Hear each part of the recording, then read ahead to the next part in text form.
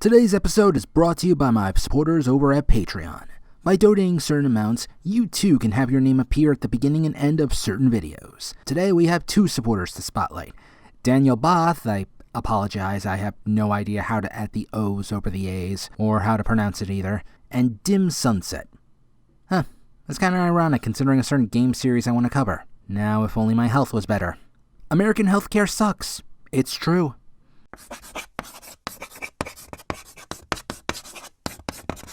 Hello and welcome to The Smartest Moron, where I'm covering yet another Mega Man game. Mostly out of desperation because, guys, I want to talk about the series positively. It's just, well, there are certain games I do not ever want to touch again. I thought for sure the Mega Man X series would give me a lot of positive things to discuss, but sadly that wasn't the case, and I suck hard at the gameplay to really analyze it fairly. I became the old man that yells at clouds, skills rusting and unable to keep up with you crazy kids. You see, this is what happens when my diet is mostly RPGs now, as well as work, giving me barely any time to do anything. So hey, why not cover a series that's focused a bit more on the plot, and I even heard a lot of praise shoved its way. Well, technically, I should be reviewing Battle Network, but I'm trying to stay hopeful for a collection for Switch, mainly because I also suck at those games too. I beat a few of them, though at the cost of my sanity, and I would like to retain some of it when diving into future SMT titles. Joining me is my good friend Lewis, who you might recognize from the Mega Man X Command Mission review a while ago, as well as the new style change the channel has undergone. And hey, he's my go-to Mega Man guy, so I figured he'd want in on the act. I never beat Mega Man Zero. What? I don't know if you know this, but Mega Man Zero is hard. It's a direct sequel to the Mega Man X series at a time when X5 was the end of the series. And while it got a lot of praise for building on the gameplay of the X series, it also got a lot of flack for being way too difficult. I personally got to the final boss of the first game, but I screwed my save file by saving in the final area while only having one life, and never got past that gauntlet. Basically what I'm saying is, if the X series was too hard, what makes you think the Zero series will be any easier? Well, I need some short games to cover. People kept telling me how these games had a good story I can dive into, and most important of all, this collection on the Switch has casual mode, so I was able to beat these games quite easily, barring a few obstacles. Fuck that factory level. Other than that, it was more relaxing than, say, dealing with SMTF and quicker to boot. Oh, if you can play it in casual mode, then yeah, have at it. Fuck the real gamer discourse, just enjoy your games, man. Well, for the uninitiated, Zero's one of the main characters of the Mega Man X series. He's a powerful maverick hunter, a robot cop that fights robots basically, and is best friends with another maverick hunter called X, the titular character. Most of the X series is dedicated to their various attempts to stop their former commander-turned-maverick named Sigma, culminating in X5 with Zero's, third death? And originally this was going to lead straight to Mega Man Zero. However, Capcom decided to make an X6 without the creative lead's input, which put that into conflict. So the actual plot of the past games doesn't really matter now, since both series diverged enough from each other at that point that the Zero series had to create its own plot to bridge the gaps. Zero series holds up on its own well enough. All you really need to know is that Zero was a strong dude and X was his best friend. Now, as to why Zero is one of the only robots who can die yet come back while others like Iris can't, that's simple. What inspired you to bring Zero back to life right after killing him? Money! But yeah, that's all we know since the games to help bridge the gap between the X series and Zero technically haven't been made yet at the time of this video. You know, the stuff dealing with the Mother Elf. But I'm getting ahead of myself, so let's take a look at Mega Man Zero 1 through 4 and see if the plot is indeed worth getting into.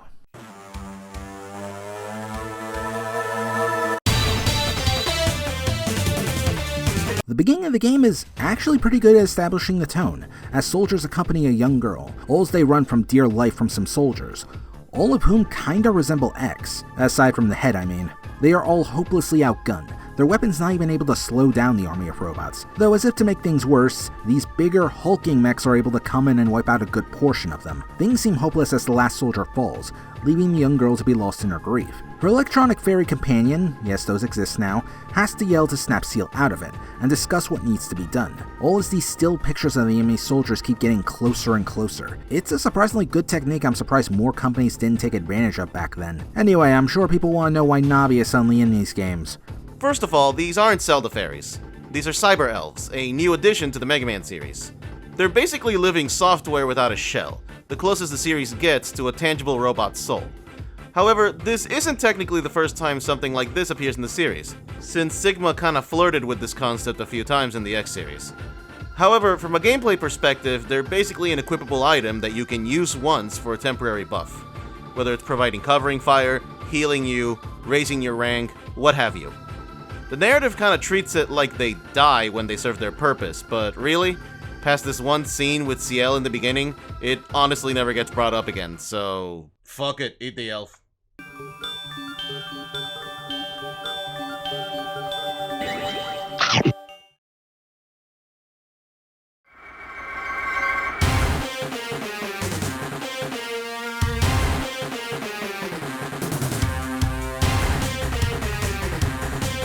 Though he has amnesia, which is revealed later, all he has to do is look at the situation to know what is going on and fight. You can easily see why Zero is valuable, for with just his buster, he rips through the enemies with little issue. It's only until they run to the golems do they have some trouble. A mysterious being appears, giving Zero the Z-saber where... You hit Ciel.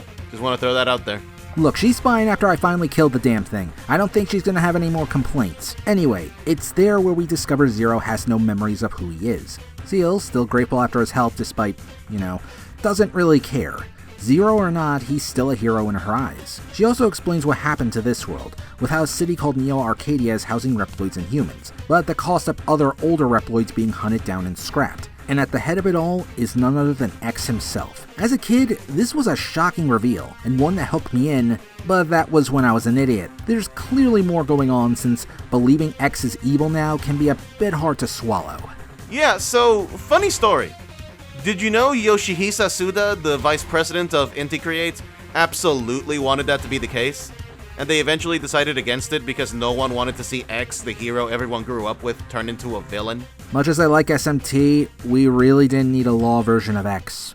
I never broke the law! I am the law! At the same time, I kinda do like how the setting employs this, with many robots looking similar to X being used as foot soldiers. This goes for the Guardians as well, 4 individuals whose movesets and designs help them stand out compared to the usual robot masters. There's Harpuya, an agile character with 2 swords, and who you meet as he has a line of dead soldiers in his wake, which is really damn terrifying. Fafnir is the hothead of the group, and desperately wants to fight Zero one-on-one, finding it fun to have such a challenge now. Leviathan is the water type who can act flirty at times, though does grow to be obsessed in killing Zero. There is also an apparent sexism issue as she doesn't like Zero holding back because she's a girl.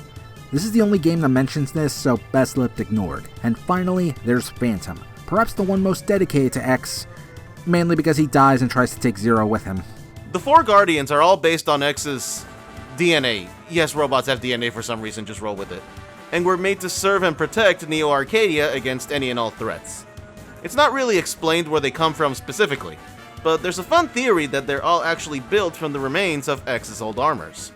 Harpuya and Fafnir are the Falcon and Gaia armors from X5, while Leviathan and Phantom are the Blade and Shadow armors from X6. I don't know how much validity there is to this, but it's a pretty fun theory, and I like it.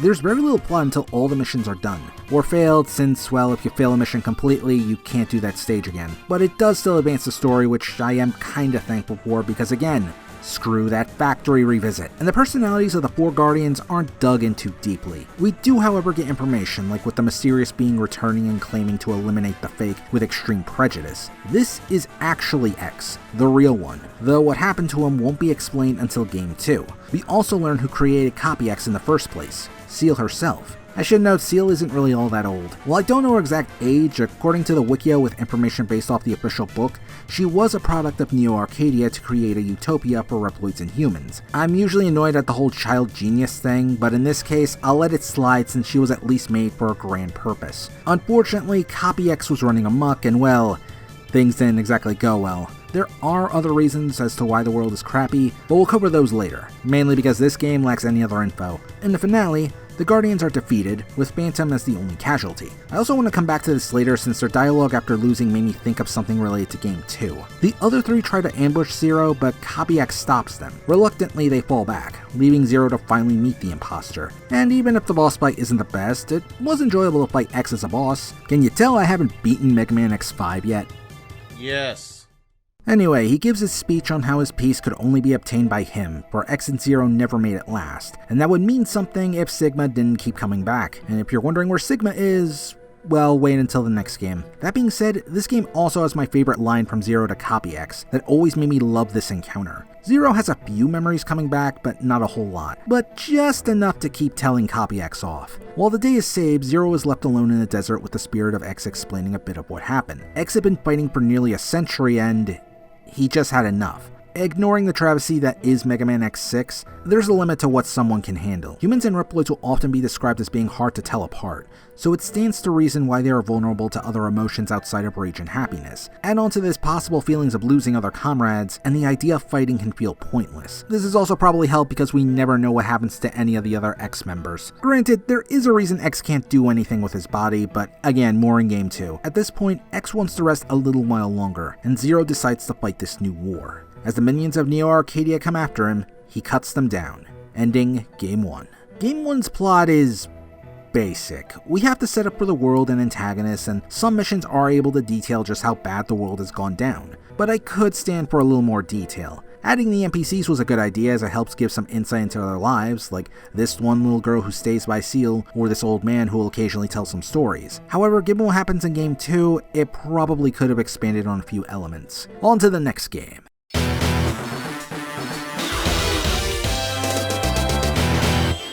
In the beginning of Game 2, Zero decides to strike out on his own for a whole year, and is regretting that idea as he can barely sustain himself. Though he manages to beat the giant scorpion tank, he falls unconscious, and all his Harpooya comes towards him. Though he can finish off Zero now, he opts to drop him off in front of the Resistance camp, or at least near it so they can pick up the fallen Reploid. As for the Resistance, their base has certainly upgraded into something much nicer. All his Seal has someone new commanding the forces, a Reploid by the name of El Piso, who totally doesn't look like a villain. Sure, Aznable and Full Frontal totally vouch for his innocence. Actually, he is legit and does express his doubts in his leadership, though he gets more into high gear when Zero returns, which made me think he was jealous of him. That may not be too far off as El Piso is pushing for war and does desire power. His backstory is barely touched on here and is covered in, well, radio dramas. Yeah, that's what I love about video games, when the story has to be found in other forms of media. Unrelated, Kingdom Hearts is great. What the fuck is a final mix? I tried to compile as many as I could, but please tell me if there are any others I missed. Yeah, so, about that. Remember how I said I never got past the first game?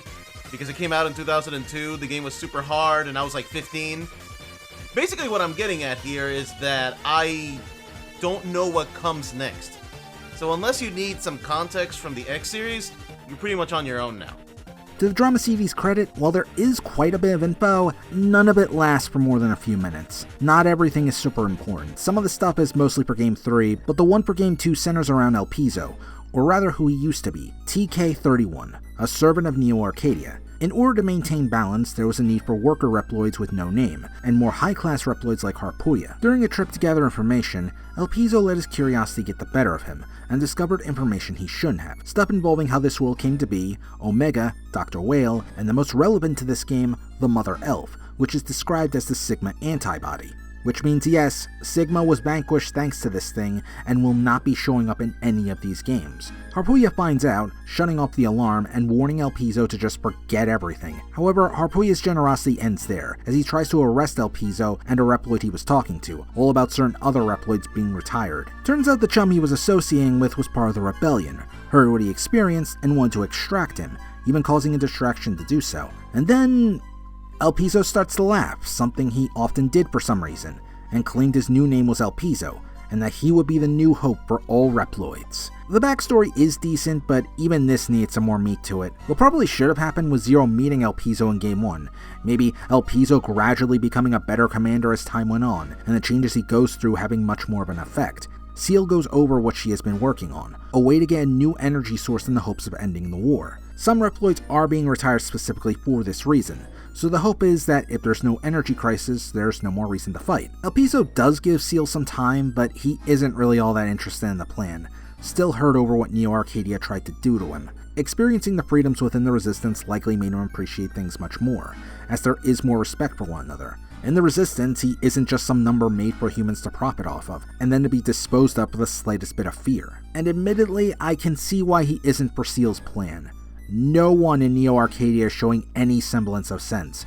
They will most likely kill the Resistance and obtain the plans for energy themselves. I mean, the closest to sane people we currently know is Harpuya, and he's likely not willing to trust the dude who nearly killed him for letting his curiosity get the better of him. At least in his eyes, since Harpuya and his allies do believe in defending humanity. It's just the Reploids they're gunning down aren't seen in the same light. Also, them dropping a missile onto the Resistance base, that likely doesn't help things. El Piso's mental state isn't helped when he carries out his plan and fails badly, getting his ass kicked by the three Guardians. With his defeat, he strikes out on his own. At the very least, he leaves behind a data log expressing how sorry he was for his failure, and how he desires, well...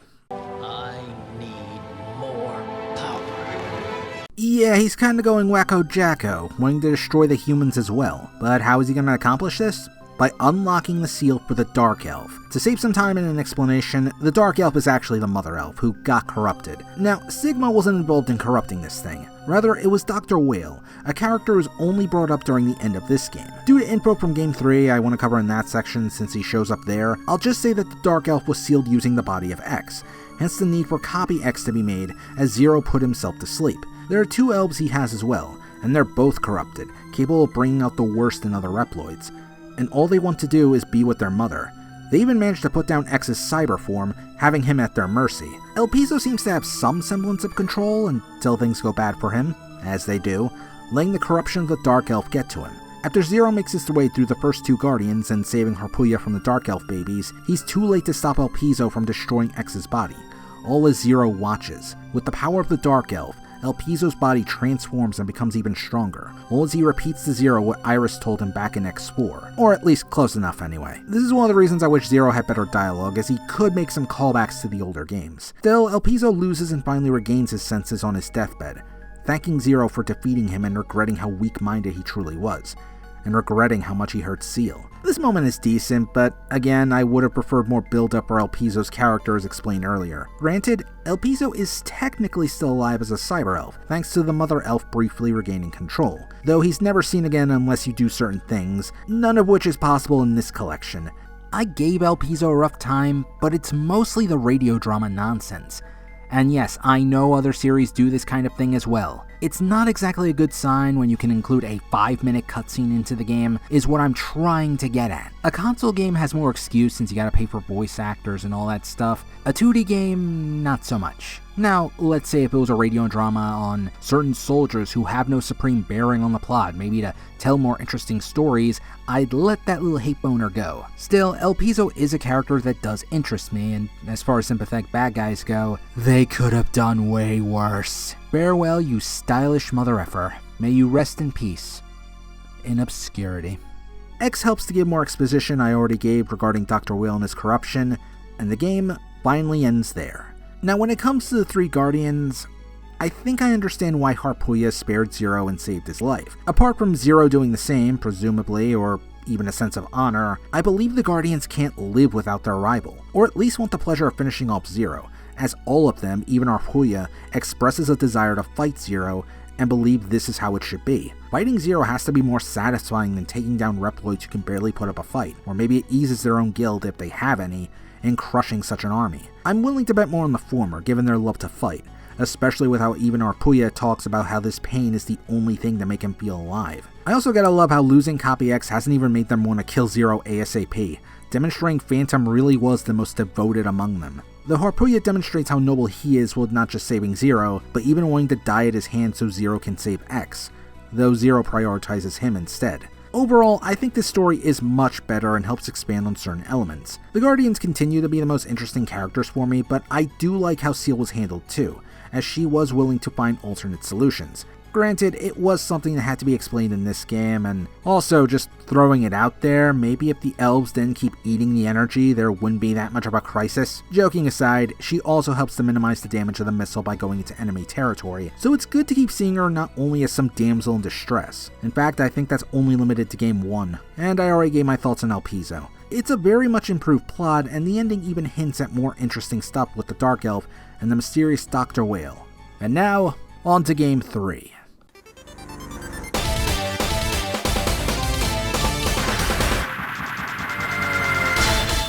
Get ready, people, because now this is where we get to the real good stuff. The game begins with Zero, Seal, and some soldiers trying to investigate something in Neo Arcadia territory. However, as Zero separates from the group to scout ahead, Harpooya appears and has the team trapped. Rather than kill them though, he tries to warn Zero to just get out of here. He doesn't say why, but considering the threats the Guardians are facing, they likely just don't want to have Zero or his allies take advantage of the situation. Or maybe Harpooya still respects Zero enough to warn him. Or perhaps it's a pride thing since Harpooya does possess it, but that's diving too far into the plot right now. Zero ignores this as something calls out to him, something familiar, and he soon learns what the Guardians are facing. A giant robot called Omega. It manages to take down Fafnir and Leviathan easily, forcing the two to retreat, and Zero is left to face it alone.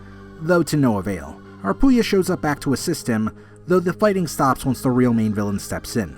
Dr. Whale, loading from on high as he tells Omega to stand down. Harpooya recognizes him as he gives his name away, explaining how both were banished over a century ago. The surprises keep on coming as Copy X suddenly arrives to announce he is making both Dr. Whale and Omega proper citizens of Neo Arcadia again. The evil doctor managed to repair Copy X, though not perfectly given his speech pattern. At the sight of his master, Harpooya is forced to stand down. Copy or not, there's not much else the Guardian can do so long as the fake is in control of everything. Well, that and it's hard to argue against the guy with a giant near invincible robot on his side, especially when his two comrades are also in need of repair. As Copy X discovers Zero is searching for the Dark Elf, he decides to make a game out of it. Before Dr. Whale leaves though, he makes an interesting remark. Let's see how far you get with that body. Now, since the Guardians are currently indisposed at the moment, new enemies take their place.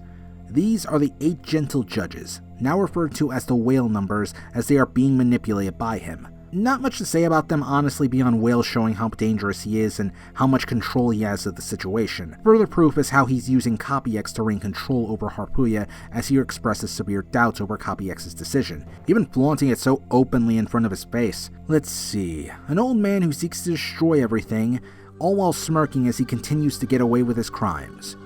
You know what time it is, kids! You son of a bitch, you dare do this to me! I'm ready to... Whale tries to have a mission conducted, but Harpooya tries to involve himself, saying if his allies are repaired, they can handle things without too much issue. But Copy X is quick to point out how many times his team has failed in beating the Resistance and Zero, which technically, he isn't wrong. Harpooya had the perfect chance in Game 2 and ruined things out of curiosity/honor. With Dr. Whale in charge of the armies now, well, things aren't looking good for the now former Guardians. The drama track goes into more detail too regarding Fafnir and Leviathan since they are mostly MIA in this game, and Harpooya's interaction with the gentle judges. When he returned, Dr. Whale's orders took priority, leaving the other 2 Guardians in critical condition from the battle with Omega. And all as Harpooya talks to humans to understand the situation, the judges mock him, a stark contrast to the previous audio track where they actually got along with Harpooya and even expressed doubt in X. Dr. Whale unleashes a missile on a human district to try and get at the Resistance. Despite Zero's efforts, there's still a lot of damage done, with Omega at the center of it all, along with the Dark Elf. Omega manages to absorb it and is encouraged by the Cyber Elf children to kill Zero in order to protect their mama. Harpooya, however, has had enough of this, as he witnesses the carnage, realizing how protectors of humanity shouldn't go this far, and finally engages Omega, and it goes about as well as you'd expect. Zero steps in to teleport Harpooya out, and good timing too, as Omega was ready to blast him to bits. Copy X eventually contacts Seal and makes a proposal. Hand over the Seal system, which was meant to fix the energy crisis problem in Game 2, and there would be no more fighting. With the Dark Elf now his, there really isn't that much else to fight for anyway. While Seal wants to stop the fighting, she can't bring herself to trust Copy X and Whale. Not after everything they've done so far. And with that, the war continues, with Zero encouraging Seal in his own way, as he was always prepared to keep fighting. Copy X claims Zero's group is just full of evil extremists, claiming how the humans just wanted them terminated. Again, it would be nice to see the humans in anything but audio dramas. But Zero, well, he isn't interested in the demands of complacent humans who don't understand a damn thing. Quite frankly, Copy X is still under the delusion of what he's doing is right, which I would believe is driven by human will. It would have been interesting to see more of it, like human greed forcing him to grow more corrupt or misguided. Defeated, he asked Dr. Whale for more help, but let's just say he made like Wily and left as fast as he could. Possibly with more dignity too. The cyber spirit of X finally meets Copy X, mostly to tell him about Whale and how he was used like a fiddle. In his rage, Copy X tries to transform, and explodes thanks to a trap Whale put in him. Well, I see that interaction between these X's was well worth the wait. And it turns out, Zero too played into his hands. Whale reveals the death of Copy X, placing the full blame on the Resistance, and takes full control of Neo Arcadia. The original X wants to tell Zero something, but stops, though it's likely related to what Dr. Whale said before, for X leaves on these parting words: "The heart is what counts, not the body." After some more missions to gather intel, Harpuya is finally recovered, and isn't taking anything well. His master's betrayal, his death, Omega and Whale being in charge, Fafnir and Leviathan are god knows where and likely still heavily damaged, and now he had to be rescued by Zero's team. In his anger and in wanting to protect humans, he decides to fight Whale his own way, even if his body hasn't fully recovered. And now we can finally talk about Omega and Dr. Whale's previous history, as Seal goes over what happened. As the Maverick Wars were finally ending, the Dark Elf was producing Cyber Elf babies to enhance other Reploids. As a reminder, the Dark Elf is the corrupted version of the Mother Elf that was able to do away with Sigma once and for all. These were dubbed as the Elf Wars, resulting in mass amounts of death in just a few years. 90% of the Reploids were destroyed, along with 60% of humanity. The Elf Wars would be the last time Zero was active, deciding to go to sleep and leave the rest up to X after defeating Omega. Though as Seal tries to piece together Dr. Whale's plans, suddenly the Operator Reploid starts laughing. Yep, as to prove how this guy is super dangerous, he is able to control a good majority of the Reploids at the Resistance base, all save for Zero. By using the Dark Elf and Omega, he doesn't even need to mass-produce baby elves to control Reploids now. Fortunately, X's Cyber Spirit comes in and knocks out the other Reploids, breaking the control of the Dark Elf long enough for Zero to finish this fight. He fights his way through your usual final level, like fighting against new bosses, repeat bosses, killing the Dark Baby Elves. Child murder. No, really, these were just little kids, though at the same time, there was no way they could be saved, at least as far as I know. Dr. Whale mocks Zero by saying how no Reploid could understand the sadistic pleasure he feels, all because he is human, to which Zero just replies he's no different from a Maverick. Another fight with the Golden Omega ensues, including another phase where he transformed into this behemoth of a mech that kinda looks like a fusion of X and Zero in a way, just more demonic. However, after the fight, Zero ends up in a familiar looking area, the same spot where Seal woke him up at, and there, Dr. Whale reveals the truth about Zero. But before we get into that, now might be a good time to go over the audio track involving the Guardians. Surprisingly, Phantom is still around, sorta. In this game, Zero has the option to go into some kind of cyberspace, which I don't know what it does since I played on casual mode. You can technically fight Phantom here, whose spirit resides there, mostly so he can test Zero's will to continue fighting. The audio track kinda continues from after that moment, with Phantom and X talking about Zero. As Zero was fighting Omega's giant form, they would both go to find Fafnir and Leviathan,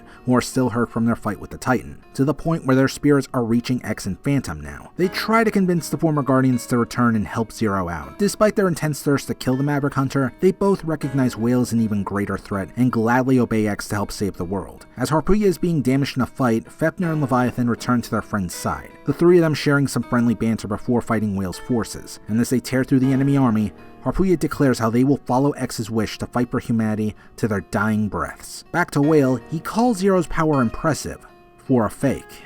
And finally, Omega's true form is revealed.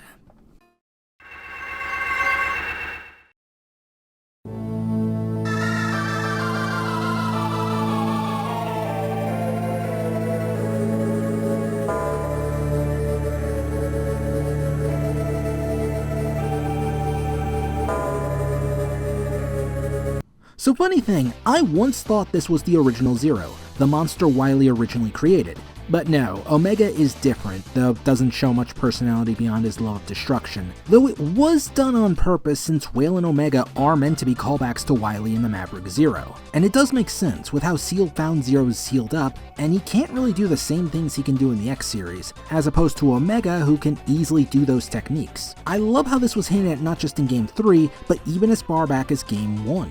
And yes, it can be seen as fanficky with what is basically a Zero versus Maverick Zero battle, but I still love the encounter as Zero can finally face down his past. Plus, Zero is widely considered one of the strongest Reploids around, and previously housed the Maverick virus. I imagine many people would take advantage of that if possible.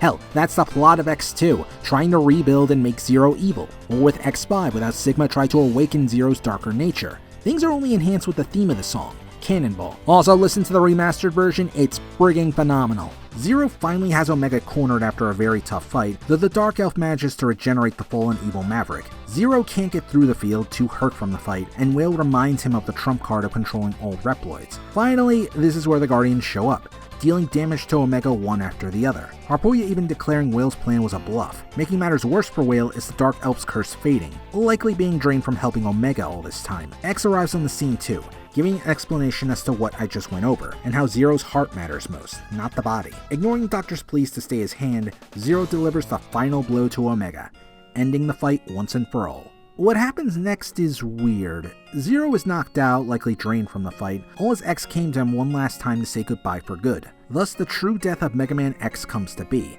and Zero is in the fight against Whale without his partner. He finally wakes back up at the Resistance base, dropped off there by the now recovered Mother Elf. Zero was told the truth by X, and she basically repeats what he says. Regardless of his form, he's still Zero.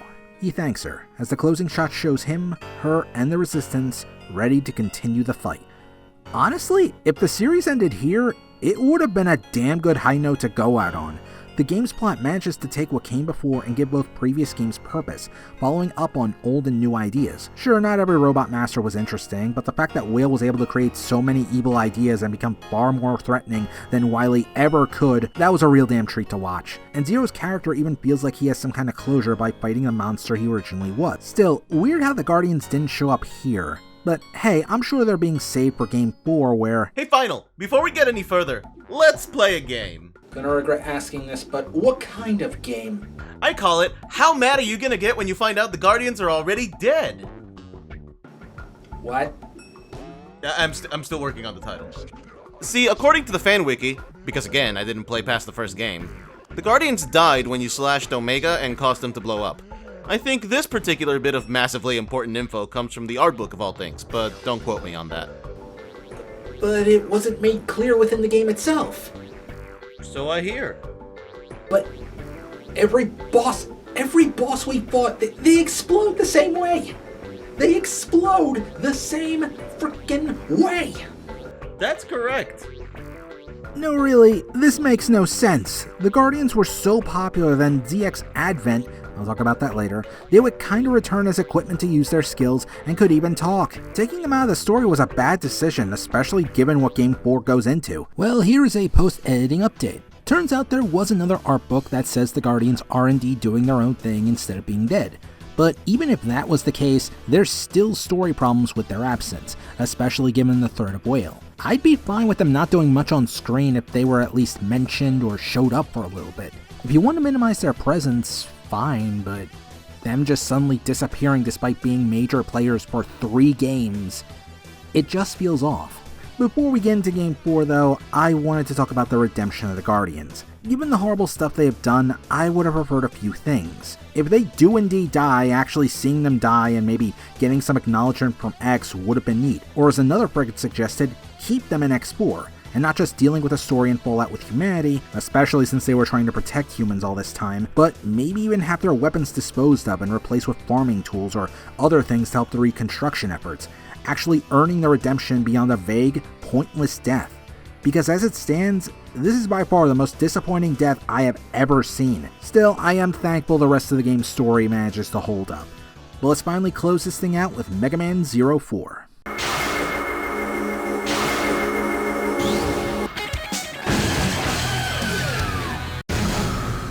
The opening text crawl in action tells us enough, with how Dr. Whale's reign over Neo Arcadia is forcing some humans to flee the city. Though even without the power of the Dark Elf, Whale still has a ton of power and is a genius, creating his own robot force to pursue anyone who would dare run away from his tyranny. Of course, Zero tries to protect the humans, though there is some tension. The leader of the humans is Nij, who does at least express her thanks to Zero. She is very knowledgeable about the Resistance thanks to her previous career of choice, journalism. Since Zero doesn't know what's fully happening in Neo Arcadia, Nij explains why she left. Humans are now being treated as mavericks if they oppose Whale. Given how eager the Bad Doctor is to make people suffer, it's not out of the question he would kill people for funsies too. The Guardians are also gone, so defenses for humans are lower than ever before. Ciel even feels a tad regretful since she helped cause this mess, enough so that she tries to offer some aid. Niche is fine with Seal coming, but warns that Zero won't exactly be welcome as his actions helped cause this situation, and the previous war to boot. Regardless of the humans' feelings on them, Seal is still set to help them, and Zero encourages her to do so. Apart from the damage caused from finding Guardians in Whale, there is also Elpizo's actions to consider since she left him in charge, along with helping to create the Copy X in the first place. Another emergency happens, forcing Zero to go on ahead, and after beating the boss,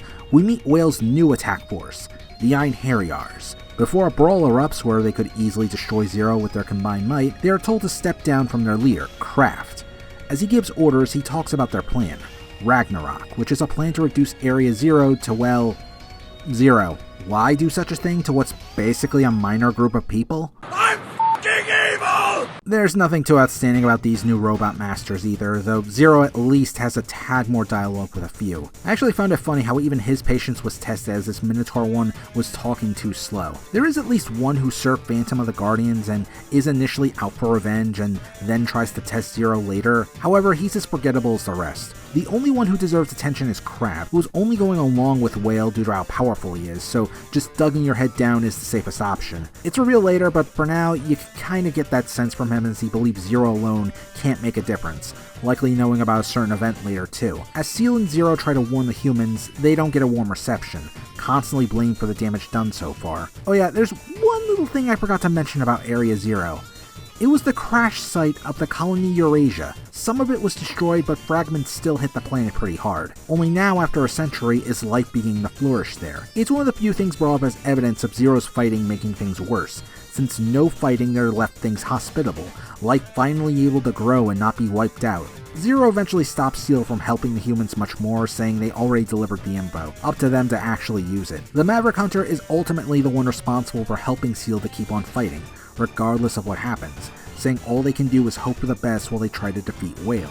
It's not like they could just ask the dude nicely to stop being evil anyway. After defeating some of the Einherjars, Area Zero is attacked, leaving Zero to save the humans, some of course not expressing gratitude, and leading to a duel with Kraft. During the fight, Zero notices how he's holding back, not putting his heart into it. After some arguments about what is the greater good, Niche eventually interrupts things before they get worse, telling both Reploids off, even saying how Kraft was once a proud warrior before suddenly being turned into a puppet for Whale. It turns out Kraft was looking for her, however, and teleports away, taking the former reporter there before Zero can intervene. Because of the knowledge she knew of a Reploid attacking the settlement, the humans are quick to turn on Niche, save for the little kids of course. Zero has had enough bullshit. Much like before with the fight with Copy X, Zero has no interest in complacent humans unwilling to fight for others and just ignore the suffering of other people.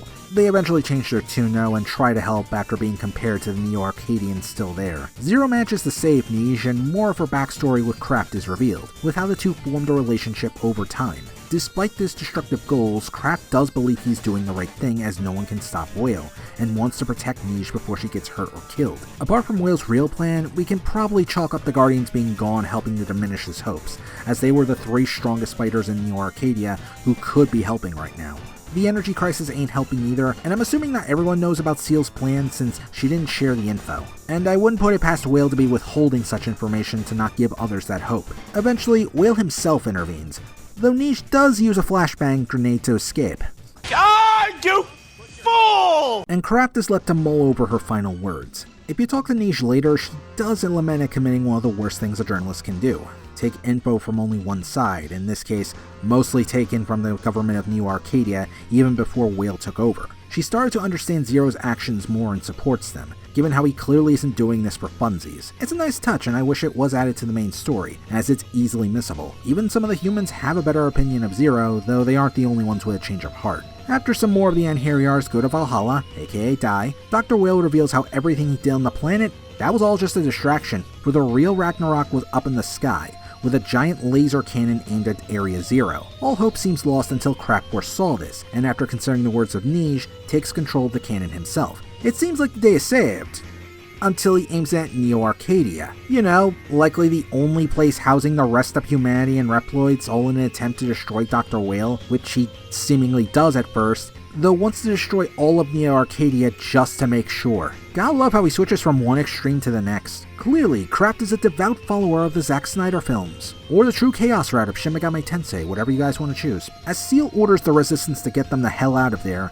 Zero fights his way to Kraft, who refuses to relinquish control, and willing to become a maverick if it means destroying Whale once and for all. Ultimately, Kraft is really just becoming the kind of character humans are afraid of. The funny thing about methods like these being deemed as the right choice and how sacrifices are necessary is kind of bullcrap when you realize a few alternate plans could have been done. Kraft could have easily controlled Ragnarok and destroyed it from the inside after disabling it, or maybe finding ways to keep it out of Whale's control or distracting him as Zero rushes in for the kill. Maybe even feed Zero some info to make Whale's plans fall apart like a mole. Instead, Kraft is acting out of anger, and one of the most important things to his character was said earlier: heroes are dead. It's all about life and death, even as he fights Zero for control. And it's only in death does he kind of realize this, asking Zero to protect the world. Kraft's character is weird. I don't feel as well done like Alpizo's, and his sudden introduction to the game as one of the new leaders of the armed force feels a bit off. Of course, the Guardians were going to be replaced, even if they were alive. No chance in hell Whale would keep them close after the rebellion, so having a new armed force makes sense. I don't hate him, and it was interesting at the very least to see with how he was motivated to side with both extremes. The problem comes with how the story in general feels. Notice how much I described so much compared to Game 3. This one kind of feels like it should have been the plot of Game 2 or 3, while Game 3 should have been the finale. The third game was able to address and build up on so many different plot elements, like the Guardians finally changing sides, the death of X, Seal struggling how to use her new energy system, Zero fighting Omega, and likely a few more I'm forgetting. Whereas Game 4 follows mostly the humans, whom we never saw before, and Dr. Whale. Zero does get a bit emotional, feeling he's no better than Whale, and I don't think the moment itself is strong enough to carry this. Or at least making him think he's no different from the madman seeking to destroy the world.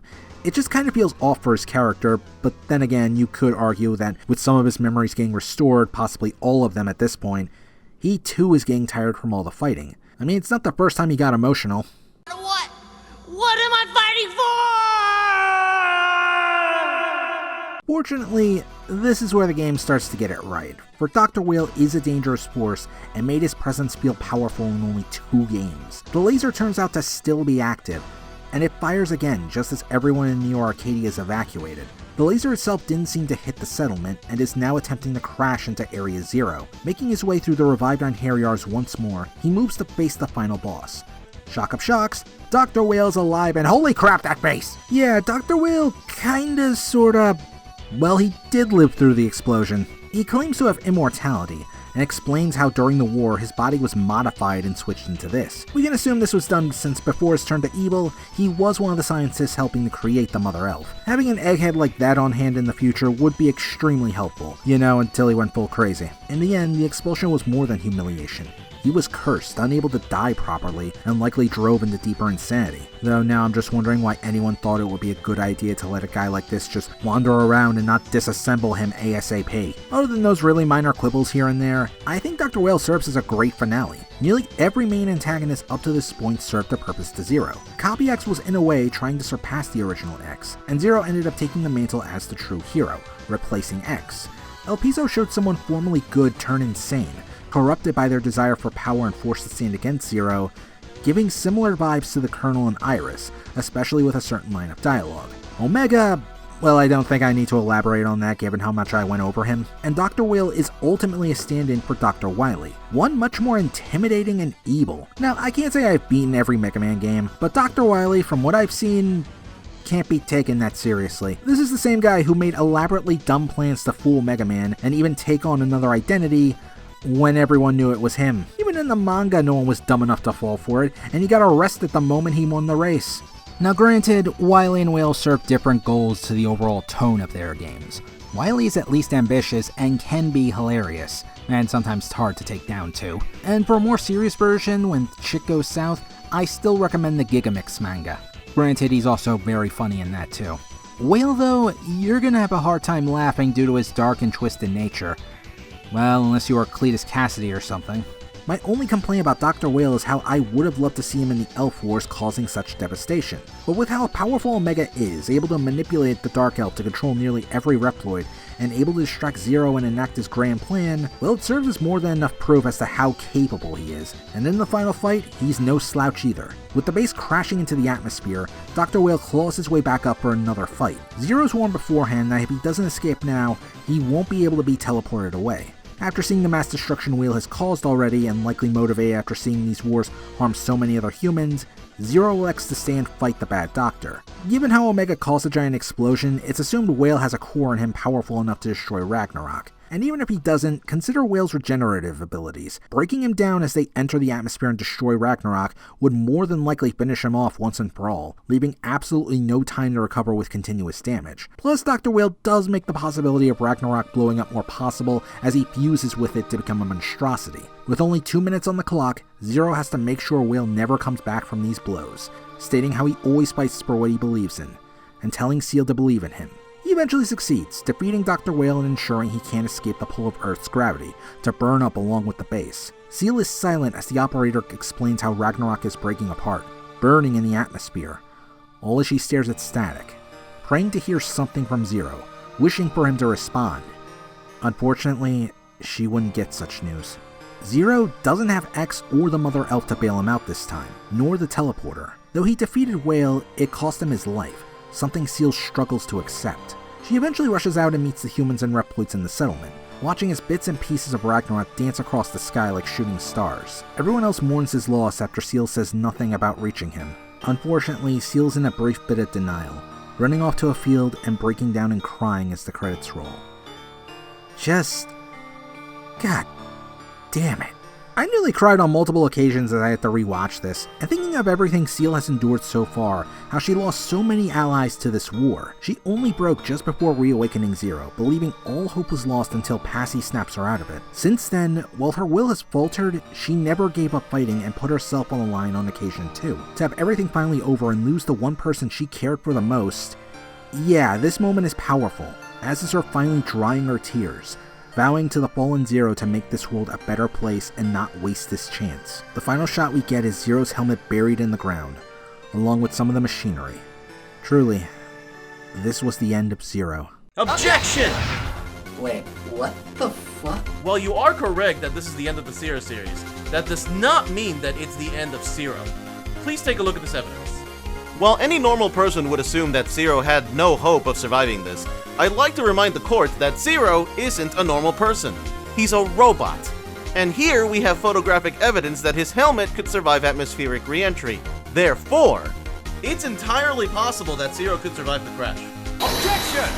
How the hell do you survive being blown the hell up or even entering the Earth's atmosphere? That's impossible! To answer that, please take a look at these 3 games. In all of these games, Zero survived being completely destroyed in some way or another. In X1, his body disintegrated after blowing up Vile's armor. In X3, he developed bee allergies. And in X5, he was shot straight through the chest after being torn apart and left as nothing but a torso. In all these instances, he came back. Therefore, we have more evidence of him coming back than we do of him staying dead. But if that's not enough, then let's compare the Ragnarok crash to something similar. The Eurasia colony crash.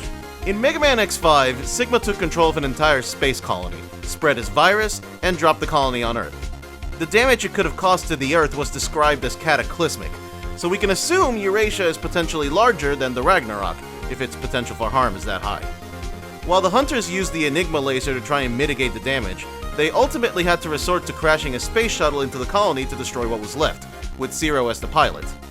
There are multiple outcomes that are possible, but the canon one is that the shuttle crashes into the colony, explodes with Zero in it, and the explosion only succeeds in destroying part of the colony.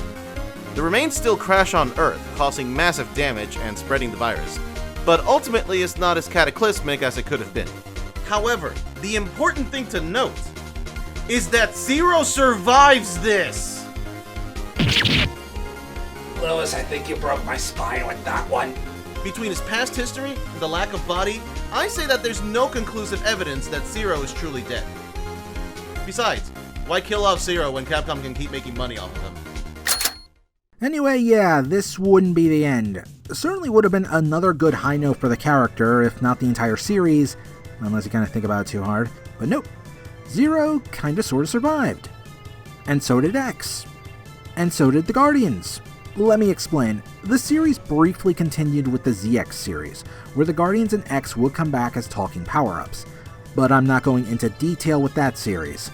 mainly since from what I can tell it's kinda incomplete, or the series ended and had a rushed conclusion. So unless Capcom continues the series, Zero's run finally ends here. Unless we get more X games anyway. Overall, I have to admit, I'm really impressed with the Zero series. Hard gameplay aside, and some of the mistakes in Game 4 that I really don't like, I found the plot really damn good and mostly flows well. If I had to pick my overall favorite, 3 wins out for me, followed by 2, 1, and then 4. Though if 4 at least kept up the high quality like the finale, it would have earned silver instead of, I don't know, the stone statue of Bayonetta.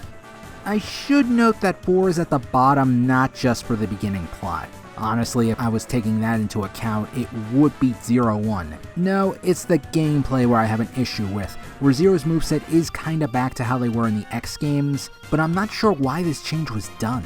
However, that would just be minor. Now, the other reason is you may not even be able to get these moves at all. You see, there's a weather system that can make levels easier, and if you choose to partake in it, well, you won't get that special move. It's really, really dumb, and 4 is likely the one I may never play normally because of it. And now, a few people to thank for all of this. First up are my Patreon supporters. I'm thankful you guys stuck it out with me for this long, and I seriously can't thank you enough. Seriously, life sucks thanks to student loans, but with at least a little help in combating them, as well as trying to improve the show, it's always appreciated. And of course, there's Lewis for all his nerdiness for Mega Man. And I guess now Ace Attorney. I have approximate knowledge of many Capcom franchises. Anyway, you can check out his Twitch and YouTube channel down below, where he has streamed some games like the Metroid series, Undertale, and finally did Aliens Colonial Marines, a game so bad it actually ejected him forward into the game as he died. I'm not kidding about that, that actually happened. Whoa, ho, ho. Hey buddy. Okay, bye.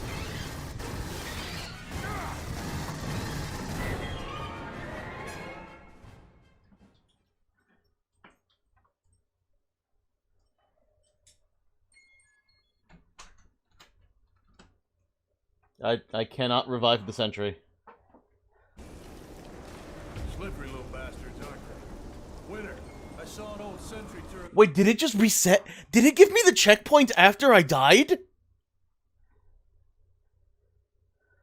Did I just skip that whole thing because my dead corpse made it to the checkpoint? Oh my fucking god. Oh my fucking god. That's amazing. That's amazing. That's amazing. That's so fucking amazing. Even the game was getting tired of being played. But anyway, thanks for having me, man. It was fun. Now, if you'll excuse me, somewhere out there, someone is calling X and Zero androids instead of Reploids.